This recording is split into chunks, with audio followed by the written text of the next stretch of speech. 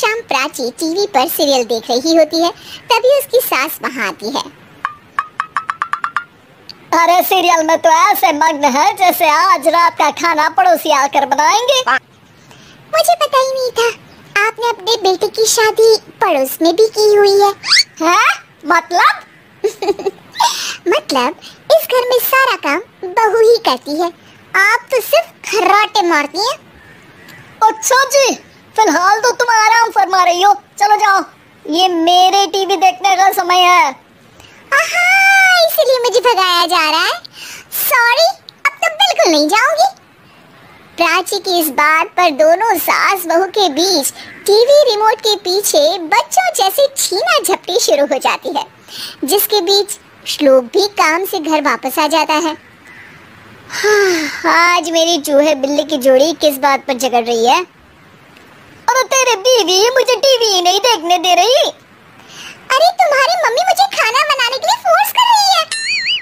अरे वाह, ऐसे बेतुके रीजन पर तो बच्चे भी झगड़ा नहीं करते। अरे मुझे कुछ मत बोल, सब इसने ही शुरू किया है। हाँ, जैसे आप तो बहुत दूध की धूली है ना। अरे बस दोनों चुप, प्राची जाओ खाने की तैयारी करो, और माँ तुम छोड़ो, तुम्हें क्या बोलूं, शांति से अपना सीरियल देखो, मुझे दोबारा लड़ने की आवाज सुनाई नहीं देनी चाहिए। ऐसा बोलकर श्लोक वहाँ से चला जाता है, जिसके पीछे पीछे प्राची भी कुछ न कुछ बड़बड़ाते हुए रसोई में चली जाती है। हाँ, सासू जी को तो कुछ बोलेंगे ही नहीं, बस मुझ पर ही हुक्म चलता है, खाना बनाओ, जैसे मैं इनके घर में खाना बनाने के लिए आई हूँ।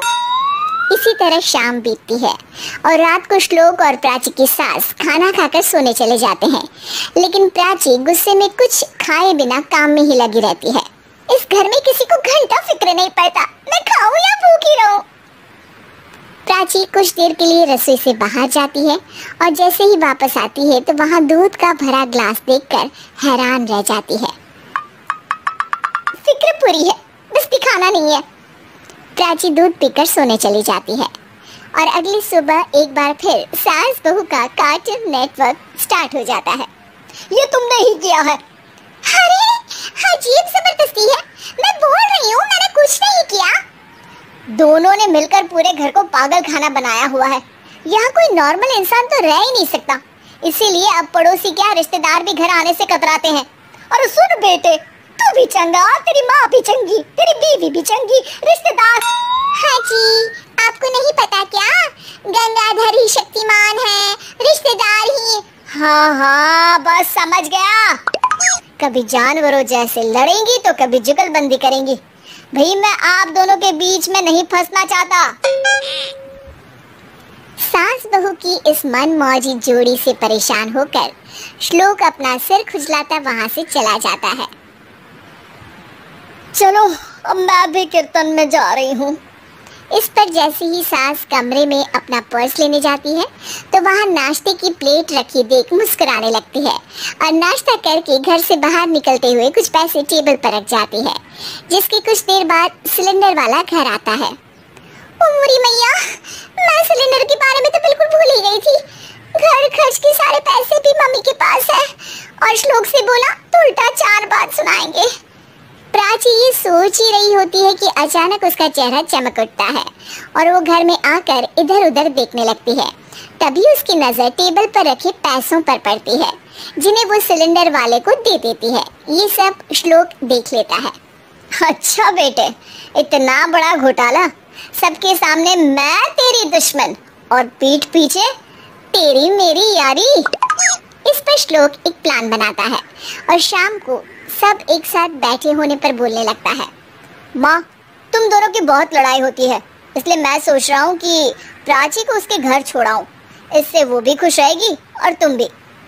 अचानक श्लोक की ये बात सुनकर सास बहू शौक से उसकी तरफ देखती है। अरे ऐसे कैसे घर छोड़ाओगे, मुझे कहीं नहीं जाना। अरे तुमने बोला नहीं पर मैंने सुन लिया, तुम्हें मम्मी के साथ रहना अच्छा नहीं लगता, मुझे पता है। अरे वो अरे जब बहू खुद कुछ काम बोले तो वो तुझे सुनता नहीं, और अब जो इसने बोला ही नहीं वो तू समझ गया। जब उसे नहीं जाना तो फिर जबरदस्ती क्यों कर रहा है? अच्छा, फिर आपको मौसी के घर छोड़ाता हूँ, बस अब आप दोनों एक घर में एक छत के नीचे नहीं रह सकती। मैं इस टॉम एंड जेरी की जोड़ी को और नहीं झेल सकता। हैं? ऐसे कैसे नहीं रह सकते? तुम्हें इतनी दिक्कत है तो तुम्हारा बोरिया बिस्तर पैक कर देती हूँ, लेकिन मम्मी जी कहीं नहीं जाएंगी। बिल्कुल यही सुनना था मुझे।